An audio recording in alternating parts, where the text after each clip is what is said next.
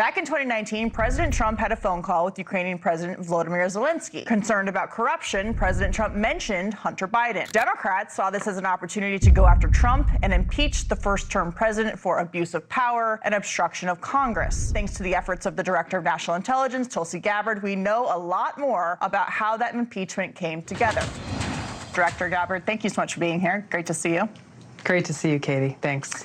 So, of course, there is an ongoing war and ceasefire with Iran. President Trump this morning talked about potentially the war being over soon. We had the CIA director last week giving a briefing to reporters at the White House. Chairman Joint Chiefs of Staff Dan Kane has talked about this extensively alongside Secretary of War Pete Hegseth. Treasury Secretary Scott Bessent was also at the White House today talking about this issue. That is a threat to the United States, and it is being handled, and information is coming out every single day from CENTCOM about the updates on what is happening. But another threat to our constitutional republic is when the intelligence community is weaponized for political purposes.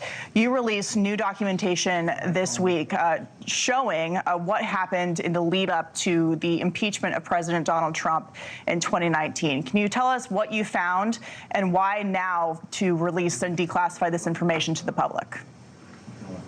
Yeah, thanks, Katie. You know, first and foremost, it is always the right time to expose the truth to the American people about the deep state tactics that have been used time and time again, fundamentally to undermine the foundational principles of our republic, and in so many cases to undermine the decisions that the American people make when they cast their votes in our elections to decide who they want to lead our country.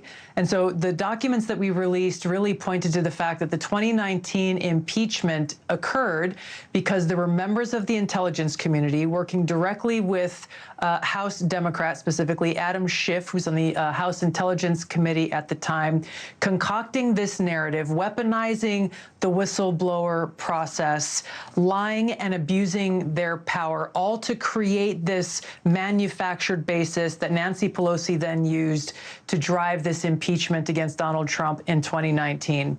I'll hit the high points on these documents. There are details and hundreds of pages of transcripts that we released in conjunction with House Intel Chairman Rick Crawford.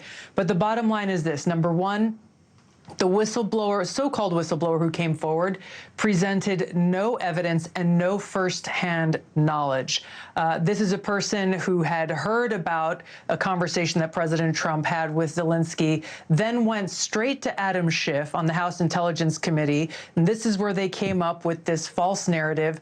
And this so-called whistleblower then went and filed a complaint with the intelligence community Inspector General. The other witness, so-called witness to this, is somebody who also had zero firsthand knowledge and presented zero evidence, someone who was also a co-author of the 2017 Russia hoax intelligence community assessment that President Obama had ordered be created in conjunction with John Brennan and James Clapper at the time. Again, no firsthand knowledge or evidence, and someone who said that even after reading the transcript, he didn't really see the issue there until the whistleblower had explained it to him. And lastly, the Inspector General himself, and this is really such a violation of public trust and the responsibility that we expect all of our inspectors generals to have, in that he didn't conduct a full investigation. He didn't even ask to see the transcript of the phone call between President Trump and Zelensky, and he admitted to Congress that he did not have any evidence that he was relying on. He had made a criminal referral to the Department of Justice based on this so-called whistleblower's complaint. Department of Justice came back and said there's nothing here.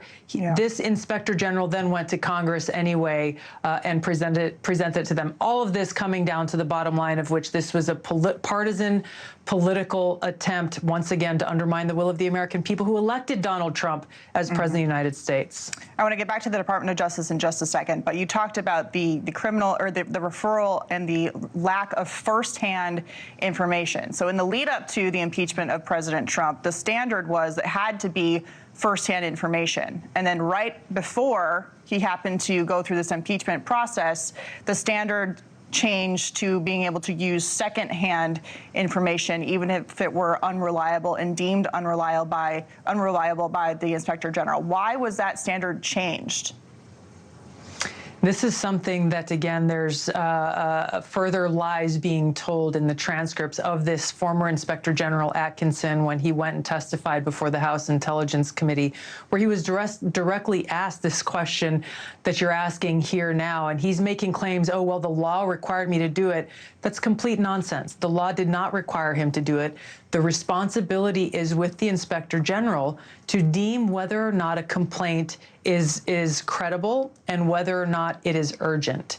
How do you find a complaint to be credible when there is zero evidence provided and there is zero firsthand knowledge provided, not only by the whistleblower, by any witness in this case, and when the Inspector General himself did not even request to see the documents that these individuals are referencing in their false accusations. And so it was obviously, to me, part of this plot to change the standard, which the Inspector General did, from requiring that there be either evidence or firsthand knowledge presented in order to determine whether or not a complaint is credible, to merely allowing for hearsay and nothing else. This fed into this manufactured narrative. Yeah, is it ever appropriate for politicians to be working with the intelligence community behind the scenes on an impeachment probe?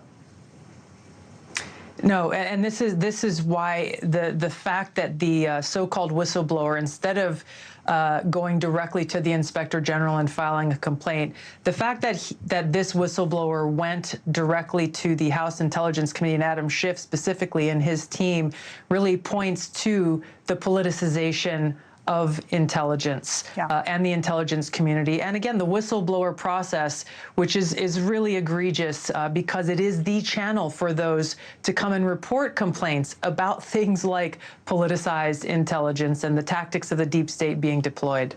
Well, and then let's not forget that Adam Schiff repeatedly lied about having any contact ahead of time with this so-called whistleblower after the standards were changed so that they could move forward with this in a political fashion right ahead of an election year. But regarding accountability, today your office sent criminal referrals to the Department of Justice related to your findings in this case.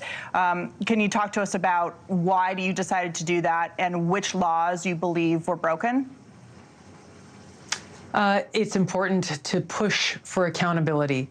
First step is exposing the truth to the American people. That is a huge step towards accountability because the more we shine a light on the truth of these deep state tactics to undermine our republic and the will of the American people, the more likely it is that we have hope for change.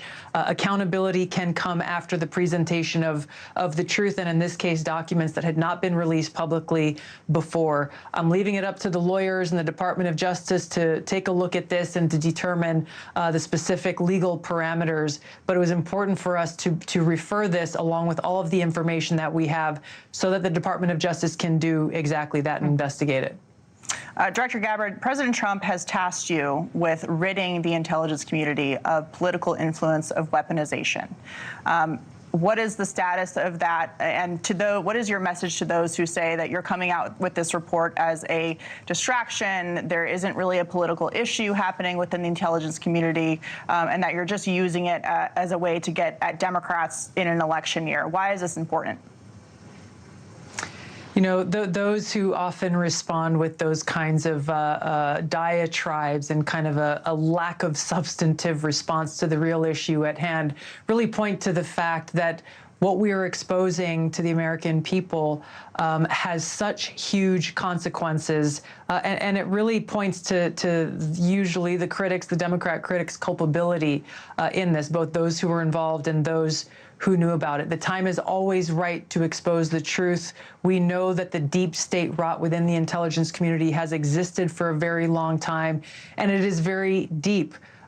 As we continue to discover new examples of these tried and true tactics that have been deployed, unfortunately, time and time again, we're going to continue to expose that truth. Once again, just by shining a light on the truth, we have the opportunity for the American people to now recognize if they try to use these tactics again, we are all watching and we are all standing on guard because we stand to protect our republic.